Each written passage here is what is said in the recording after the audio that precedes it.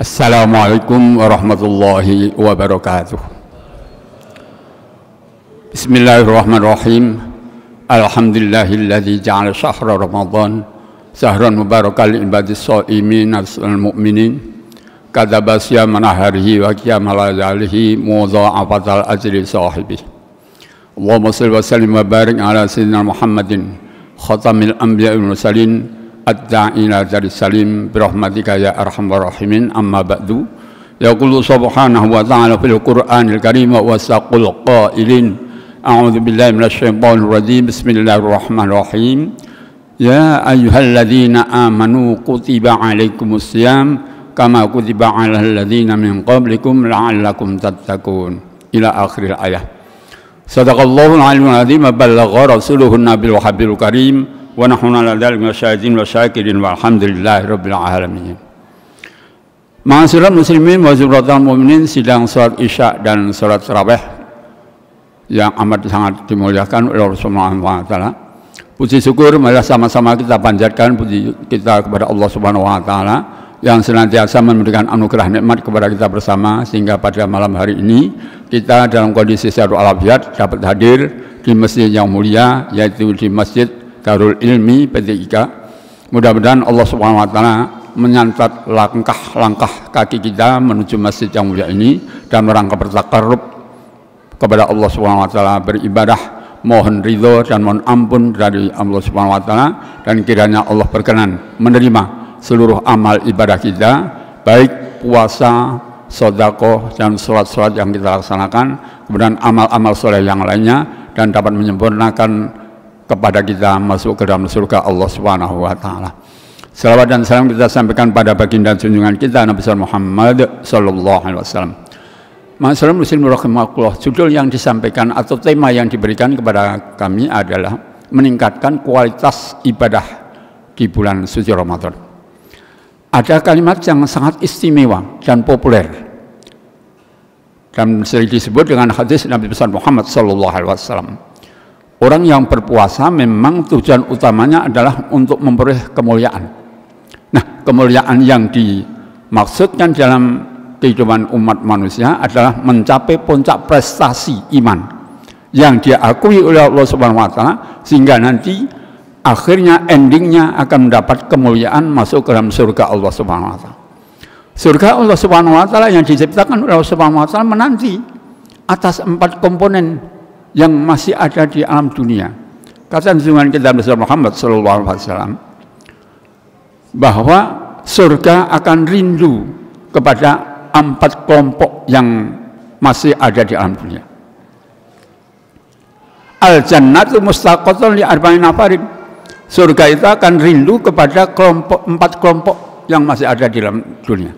Siapa mereka? Yang pertama, talil Quran.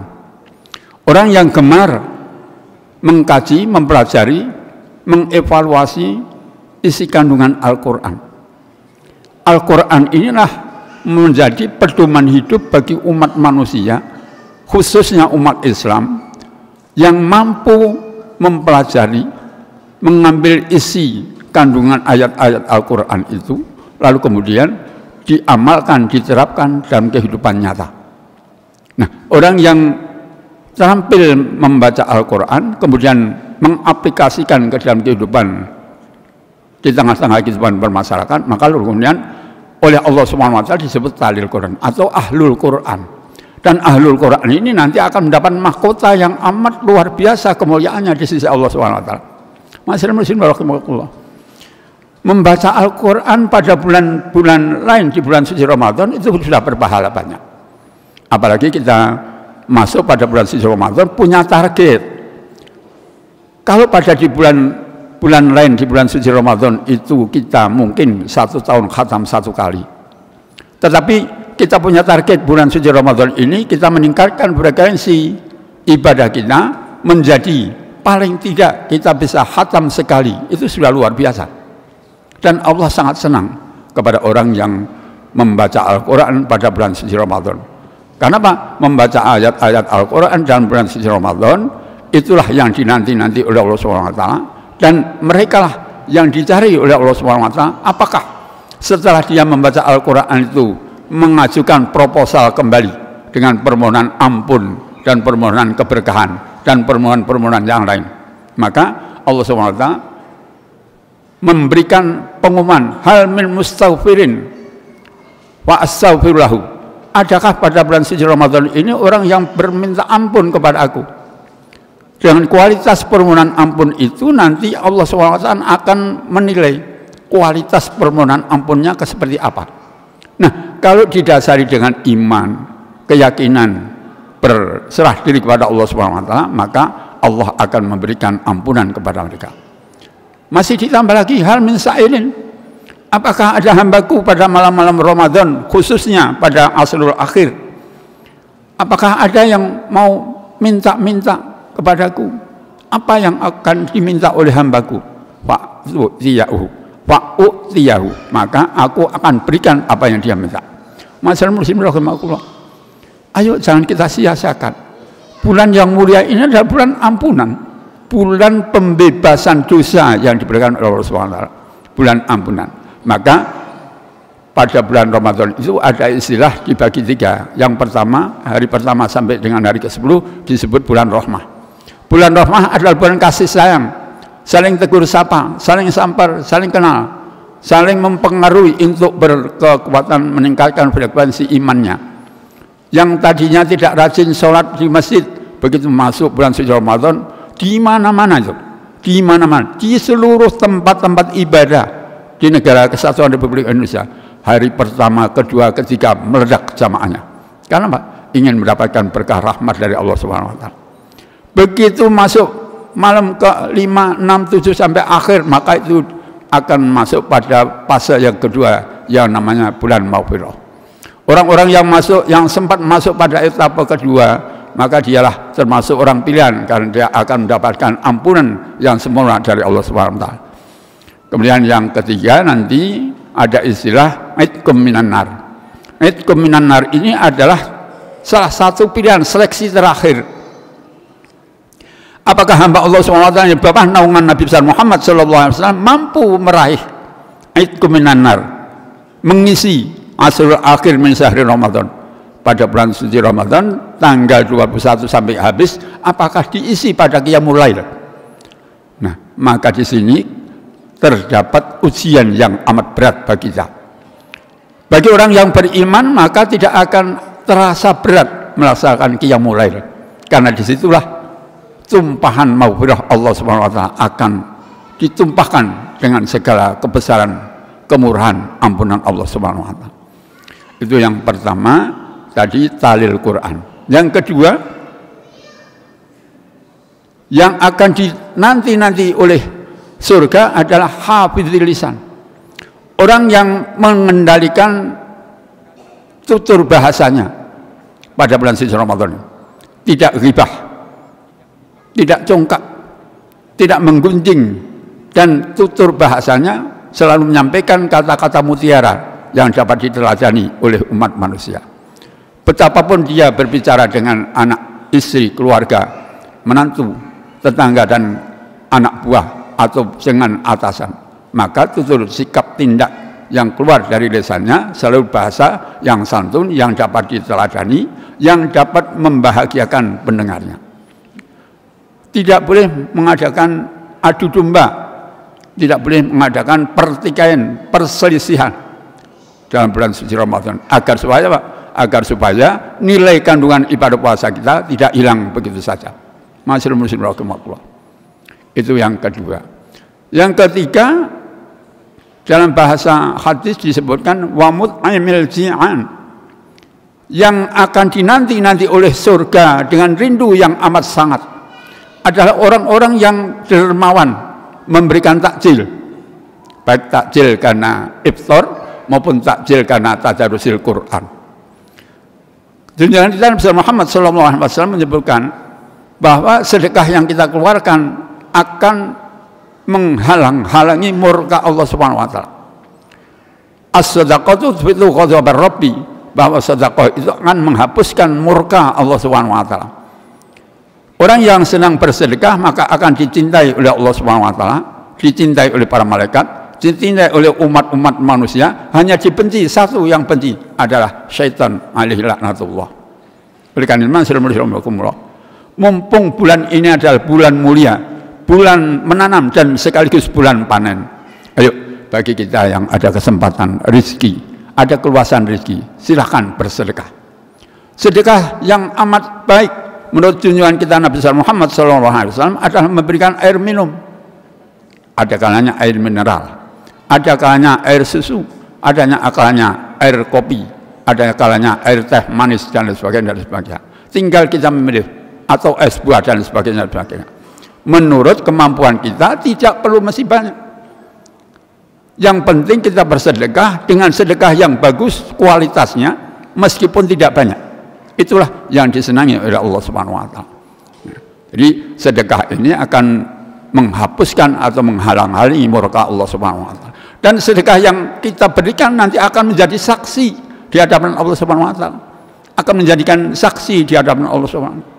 Ketika harta itu kita pendam, kita simpan, maka menjadi musuh kita. Akan menjadi pelawan kita. Ketika harta yang kita sedekahkan kepada kaum muslimin, fakir miskin atau anak yatim, orang renta dan lain sebagainya, maka dia akan mengatakan, kalau kemarin saya memelihara diriku sendiri, maka setelah engkau sedekahkan, diberikan kepada kemakmuran agama Islam, maka berbalik saya akan menjaga dirimu sampai nanti kau masuk ke dalam rahmat Allah Subhanahu wa taala. Masyaallah, itu makna sedekah. Yang terakhir, katakan kepada Muhammad SAW untuk meningkatkan kualitas ibadah pada bulan suci Ramadan. Wassaumi Ramadan, orang wassaimi fi syahri Ramadan. Orang yang melaksanakan ibadah puasa pada bulan suci Ramadan itulah yang dinanti-nanti oleh surga. Tapi puasa yang bagaimana? Puasa yang bagaimana yang dinanti-nanti oleh surga yang rindu kepada kita. Masyaallah, Allah. Junjungan kita Muhammad SAW dalam salah satu hadisnya menyampaikan, sumu li ru'yatih waftiru li ru'yatih. Berpuasalah kamu setelah kamu yakin menyaksikan adanya hilal, bulan pertama dari bulan Hijriah, bulan suci Ramadan. Meskipun hadis ini konteksnya pada hari Lebaran, namun kita ambil sebagai contoh sedemikian rupa. Jadi kita akan melaksanakan ibadah puasa itu setelah menyaksikan hilal yang timbul pada hari pertama bulan Hijriah. Di negeri kita ada yang berpedoman bahwa hisab menjadi salah satu ujung tombak penyempurna pengamatan hilal atau ru'yatul hilal. Oleh karena itu, Allah Subhanahu wa taala menyebutkan dalam salah satu ayatnya, "Wallazi ja'ala syamsa diya'an wal qamara nura wa qaddara manazila li ta'lamu adada sini wal hisab." Allah ciptakan makhluknya yang bernama matahari, bulan dan bumi beredar pada relnya masing-masing. Dengan adanya peredaran bumi, bulan dan matahari itulah dapat kita hitung kecepatan waktu untuk menghitung kapan awal bulan Hijriah dan kapan kita wajib sholat, kapan kita wajib berhaji, kapan kita wajib berpuasa, dan kapan kita disunahkan membuat Idul Kurban. Nih. Jadi ayat inilah yang menentukan peredaran perhitungan waktu Hijriah atau waktu keabsahan melaksanakan ibadah puasa. Kalau kita berpuasa pada bulan suci Ramadan ternyata pada saat itu tidak mengetahui batas waktu kita puasa, maka kita tidak mencari pengetahuan dengan masyarakat lain atau kelompok lain atau golongan lain atau instansi lain, maka kita berpuasanya tidak akan sempurna. Indonesia kebetulan negara yang berdasarkan agama Islam, berdasarkan agama, bagi umat yang beragama Islam diwakili menentukan tanggal 1 Ramadan oleh negara melalui Kementerian Agama. Tanggal 10 Maret kemarin adalah posisi hilal pada posisi 0 derajat, 3 menit 26 derajat, 26 sekon. Ini artinya apa? Bahwa menurut kelaziman posisi hilal yang masih 0 derajat belum mungkin di ru'yatul hilal. Karena kesempatan Menteri Agama 4 negara, Indonesia, Brunei Darussalam, Malaysia dan Singapura pada tahun 2021 telah menetapkan indikator atau kriteria anak bulan yang dapat diru'yat adalah minimal 3 derajat. Ma'asyiral muslimin rahimakumullah. Ini makanya lalu kemudian pemerintah Indonesia menetapkan tanggal 1 bulan suci Ramadan jatuh pada hari Selasa tanggal 12 Maret 2024. Ma'asyiral muslimin rahimakumullah, itulah awal daripada pengetahuan kita tentang ibadah bulan suci Ramadan. Untuk itu mari sama-sama kita tingkatkan frekuensi ibadah kita, kualitas ibadah kita. Jangan hanya puasa saja kita laksanakan, tapi ditambah dengan tadarusil Quran, tambah dengan banyak membaca tasbih, tambah dengan membaca istighfar, dan ditambah dengan bersedekah, agar kiranya Allah Subhanahu wa taala menambah kualitas ibadah kita, pendekatan kita, muqarrabah kita kepada Allah Subhanahu wa taala, sehingga Allah Subhanahu wa taala membersihkan, mensucikan noda-noda dosa kita yang bersarang dalam lubuk hati kita, sehingga nanti kita pulang kepada Allah Subhanahu wa taala dengan panggilan husnul khotimah. Amin ya rabbal alamin. Demikian kurang lebih mohon maaf. Wassalamualaikum warahmatullahi wabarakatuh.